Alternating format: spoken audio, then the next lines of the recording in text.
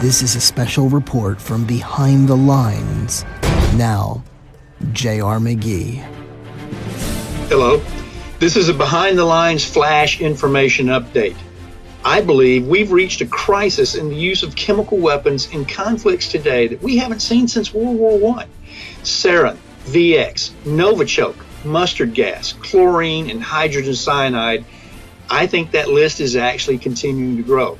This began recently when Russia assassinated or attempted to assassinate an agent that defected from Russia to Great Britain.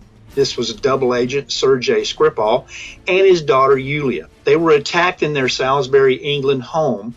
The Russians concocted Novichok into a gel format. This allowed them to spread the Novichok nerve agent on their front door and their doorknob so that they were both exposed to this. They became extremely ill. They were hospitalized. Both of them almost died. We think that they probably will recover, but they were very seriously injured from this. Fast forward to Sunday in Syria. Once again, there was another chemical weapons attack. Between 40 and 80 people are now dead, depending on which agency and which news organization you talk to. And as many as 500 have been seriously injured or are being treated in local hospitals. This attack occurred in the city of Douma. Douma it's a suburb of Damascus. And the group blamed the Syrian regime. This is where a lot of the rebels that are fighting the Syrians were located.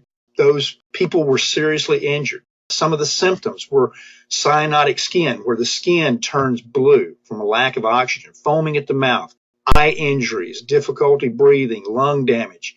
One of the things that this indicates is it's very possible that this was a chlorine agent. Chlorine can be manufactured very easily in large quantities, and the Syrians have proven that they've become very good at using chlorine gas on their own people. This is not the first time they've done that.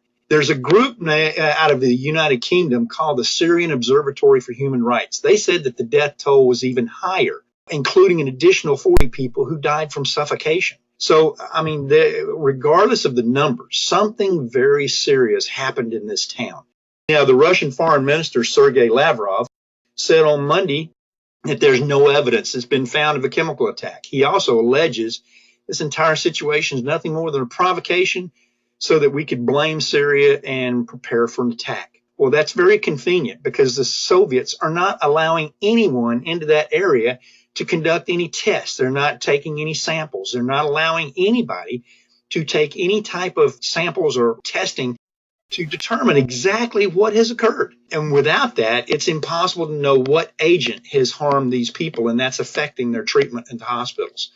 Now, this is all coincidental. The timing in this is very interesting. Last week, President Trump announced that he wants to bring the troops home from Syria. He would like to focus in on our southern border. He would also like to spend money on infrastructure here in the United States. That's commendable. Almost immediately, as soon as he made this announcement, now there's a major chemical weapons attack that cannot go unaddressed. President Barack Obama drew a famous red line in the sand over chemical weapons used in Syria and then did absolutely nothing.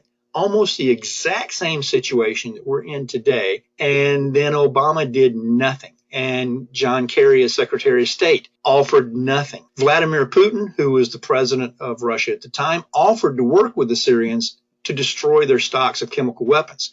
This gave President Obama and Secretary of State John Kerry a face-saving solution. Now, as a direct result of that activity, Russia is firmly back in the Middle East, and Syria still has significant stocks of chemical weapons. There's basically been no change in the equation, with the exception of Russia is back in where the United States has spent 60 years trying to keep Russia out. Now, President Trump's got to decide what to do.